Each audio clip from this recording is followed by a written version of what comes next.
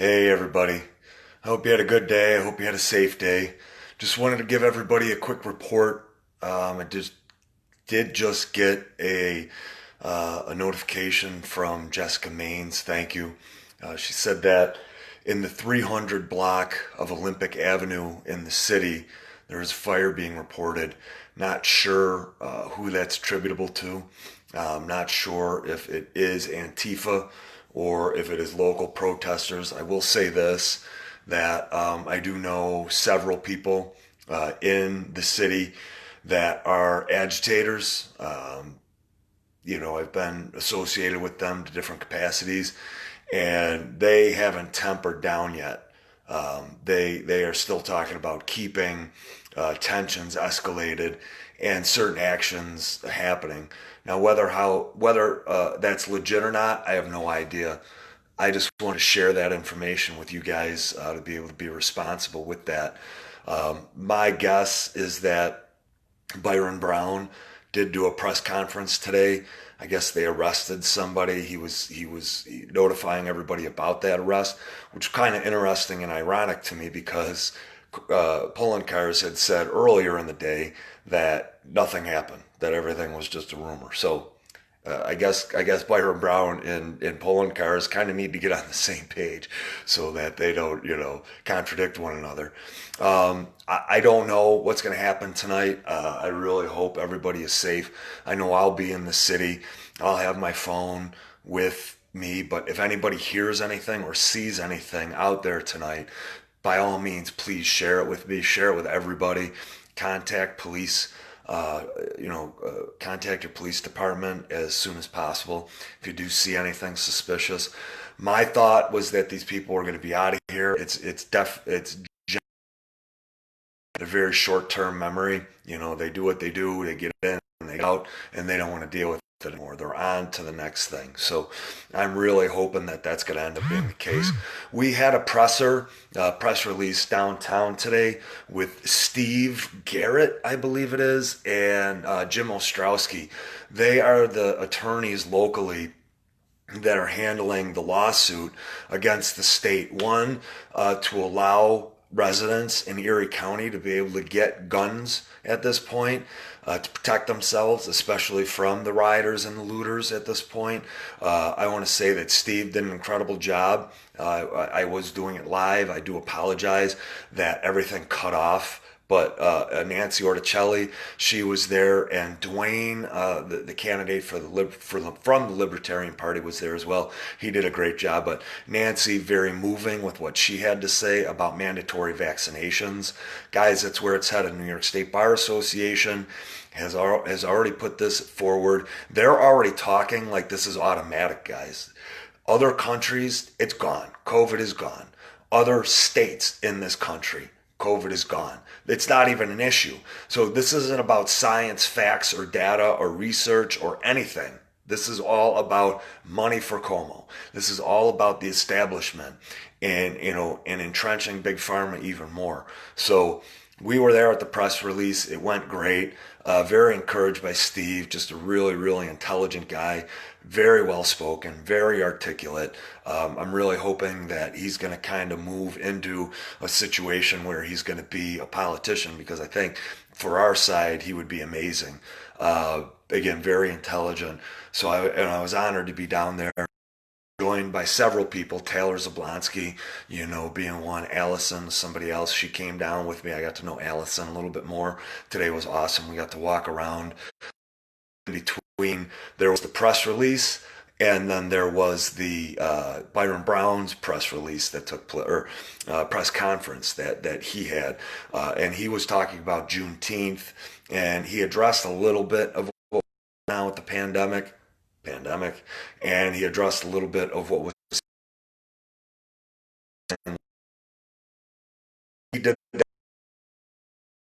do. He didn't talk about the looting and the rioting. Great job, so proud of those guys and happy to be associated with it, to be doing what they're doing and doing the work that they're doing. The press conference came. stick around. Allison stuck around with me, Jim Ostrowski and Dwayne, and Steve stuck around as well. I took the opportunity myself. Taylor, I wish you would have stuck around. You would have loved it. I started to use my voice. People on my page are associated with. It can get pretty loud. So I chose to use the forum at a respectful time, because of course we're trying to celebrate Juneteenth, and I want to be respectful of what they're doing with Juneteenth. However, it falls a little and rings a little bit hollow when you're celebrating Juneteenth, which is supposed to be, a celebration of moving the black community forward, when you have the east side, when you have the west side looking like they do, when they're war zones, when you have our black youth killing one another, in high schools, when they're not learning, when our education hasn't been, how long Byron Brown has been in office, but the guy's been in office long enough where he should have done something. It's his fault at this point, but they're still putting it on like everybody there was like, oh, this was a budget he inherited. What? Like, when does it become your budget? I don't know how many years it takes for that, but apparently it becomes your budget. If you're a Republican, it becomes your budget instantly. If you're a Democrat, it's not your budget in years. So anyways, I called attention to a lot of different things, and yeah, I had different people get in my face. I will say this: Buffalo Police, they were awesome. I did have one police officer. She came up to me, said, "Hey," I said, "No, just be respectful and keep." So I had already, given the Buffalo Police Department accolades and recognition for the work that they had done with our group, but then with the protest on Saturday and then Sunday, the Buffalo PD did an amazing job. Whatever you want to say, I don't know how many people Buffalo PD kill a year. I don't think it's many. So the fact that they had a whole press conference about people getting killed by police, that was a slap in the face to everybody in law enforcement here in Buffalo. Is there corruption in our police departments? Absolutely. We've talked about that. Is there abuse of power by police officers and lieutenants and chiefs and entire departments? Absolutely there is. Fight that. Come together and fight that. But this lie about there being this epidemic in Buffalo, and that's what Byron Brown is doing, again, racially dividing, playing those racial cards. It's like, stop, man. And at one point, he's talking about the pandemic and the reality of it. And I'm like, lies, follow the science, the facts, research it, So he heard my voice today. He wasn't happy about it. And, several people got in my face. By the end of it, though, we were exchanging names, which was good. They realized that I was on their side,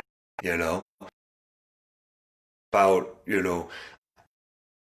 there are way too many deaths in this country associated from police, like way more than any other country. That being said, there are way more police in other country.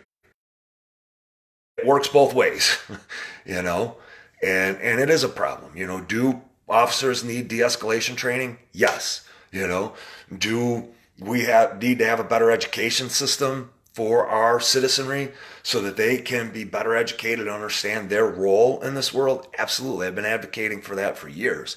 So I brought a lot of things to light to Mayor Byron Brown. What I yelled actually, was I yelled about the fraud and corruption in his inspection department, the parks, how they look like crap. The old parks commissioner did a great job. Now they're in shambles. Brian Higgins was instrumental in doing so much for this city, with Canal Side and everything else and the money and the funding that was there. Now the Parks Department doesn't do anything. Last 4 or 5 years, whoever the guy was that assumed the position isn't doing anything. These places look like garbage. They're junk. You have, and the people down there, they can't use them. And I'm like, let the kids use the parks.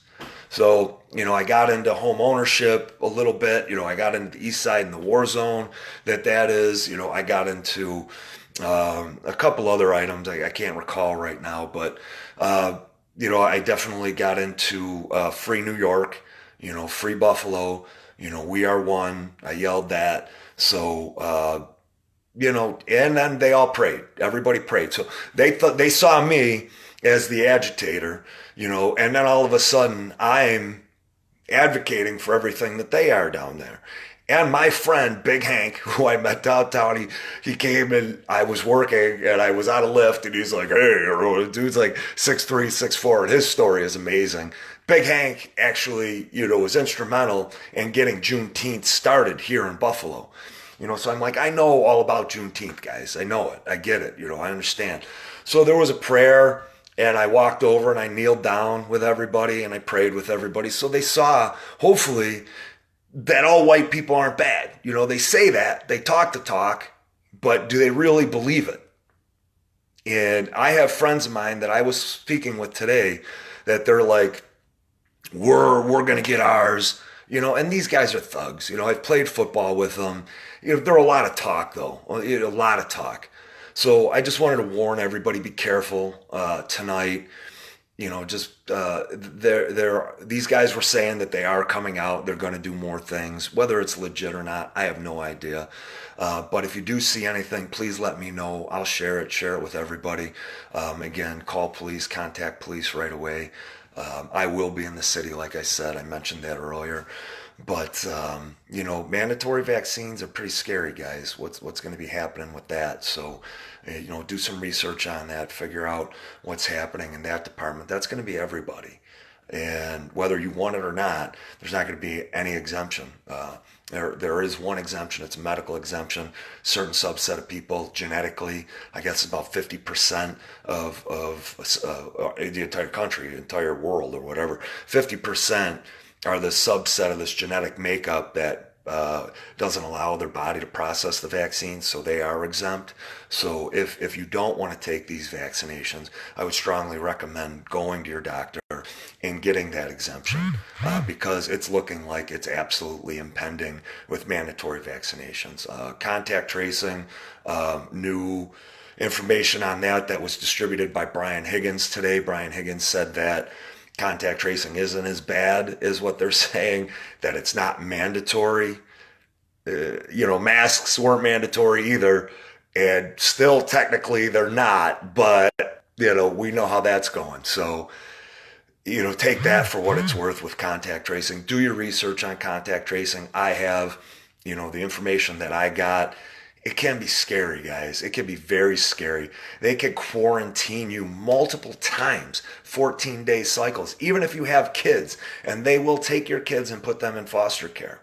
CPS will take them and put them in foster care. You have to be quarantined either in your house by yourself, or if you've come in contact with somebody who has the app and you're using the app and you're out and they see that you've come in close proximity to that person, you will get a call and have a conversation verifying that was true. And then you will be quarantined for 14 days. No ifs, ands, or buts about it. You'll have to go into a hotel room or quarantine yourself in your house. And if you have children, you can make the decision to either have them sent somewhere, within your family. But if you don't have an option to send them, then foster care is where they're going to go. So pretty scary stuff with that, guys. We still have the fight with COVID. I think the great thing, I'm really hoping that with the riots and the good thing from that is it's a distraction from COVID. So everybody else is like, what happened to COVID? COVID was there forever and now it's no longer there. Nobody's even talking about it. So really, really hoping that the good part of that is that people start to lose a little bit of their psychosis with it, their hypochondria that they have that was induced, right? It was totally induced by media just bombarding us. So I'm hoping that subsides a little bit and that, people will start to get back to normal. The encouraging thing is that I'm out on these streets and I've been out the entire time, guys, the entire 3 months. I never stopped and it was dead. And I got to tell you what, I love driving around. I'm like, hey, this is amazing. I love driving around and no traffic. It was like a dream come true. So, but it's good to see people back out. You're seeing about half the traffic that you would normally see, which means that most people are staying home. Schools aren't in, students aren't in, colleges aren't in, government agencies, but you also have the work at home. So, at least even with all the bad stuff that is associated with this whole thing that happened, because guys, don't let anybody mistake this for you. Some people say 50 days or whatever. This lockdown has been, I think, 92 or 93 days. That's how long we've been in this lockdown now in this state. Other states in this country have been open for months. Other countries have been open for months. That's a fact. That's a reality. That's the science that's in. So bear that in mind, when you're doing your research about these different things. But like I said, an ancillary thing or side benefit of what happened is that there's less traffic. There's no less people going to the stores except for the local businesses that still have to be shut down, right? Phase 2 is supposed to start tomorrow. I'm not even sure how that went, which is a big mess because nobody is communicating to these business owners. Nobody's communicating to these business owners what they're supposed to do. They get all the paperwork, and they're threatened that if you open up your doors, you're going to be fined, then you'll be fined again, then you're subject to arrest. That's what they're telling these people. Then the county tells you got to shut down, you got to stay shut down, and then the governor, you're going to open, and then you're not going to open. They get all the they don't even get paperwork saying from the county that you're able to open. So just letting these business owners figure it out for themselves. They were all on top of them when they were ready to close them down right away, giving them all the information that you shut down, getting the phone calls, all this stuff. But now for the reopening, they're not communicating with these people. And we all knew that's the way it was going to go, right? They don't care about our safety. They don't care about our well-being at all. That's a fact, guys. So, it's kind of, I wish where the protests were going, the big protests, our protests, we get about 100 people. We get about 100 to 120, 130 people. An awesome group of people. Awesome group of people. Love everybody that I've met. But these groups of people, they're able to get like 200-300. Now, obviously, some of them are compensated and paid. We know that. We know that they're being paid. I just wish the message was different. In some cases, it was. Again, last night, Niagara Falls, beautiful. Absolutely beautiful the way it was handled. Inspirational the way they did that. I mean, just amazing effort on everybody's part. And the way it closed with the handshaking, everybody shaking hands who had been viscerally opposed, standing in front of one another, the powder keg ready to go off, right? But they had the paid actors there. I know that. You could see it. If they weren't, I would be surprised, but you could totally see that they were the paid actors. So that's everything I've got tonight, guys. Please share anything that's happening tonight. Get that information over to me. Get that information over to all your friends. Contact police right away. All the reports that I just gave a little bit earlier, that's all the information that I have at this point. If I do hear anything else, I'll obviously share it. I'll keep my phone charged so that I could stay live and not tune out and shut down. So enjoy your evening, guys. Have fun. Have something good for dinner. Talk to you soon.